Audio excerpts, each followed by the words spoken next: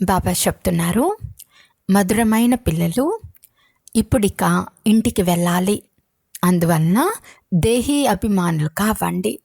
ఒక్క తండ్రిని మాత్రమే స్మృతి చేస్తూ ఉంటే అంతిమ స్థితి ఎలా ఉంటుందో అలాంటి గతి కలుగుతుంది.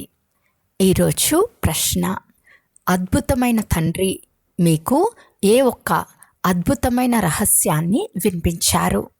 జవాబు: తండ్రి అంటున్నారు, పిల్లలు, ఇది తయారైన అనాది అవినాశి డ్రామా. ఇందులో ప్రతి ఒక్కరి పాత్ర నిశ్చితమై ఉంది.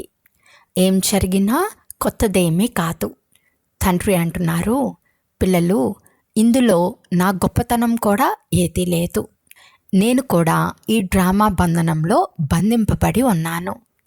ఈ అద్భుతమైన రహస్యాన్ని వినిపించి తండ్రి తన పాత్రకున్న గొప్పతనాన్ని కూడా తగ్గించుకుంటారు.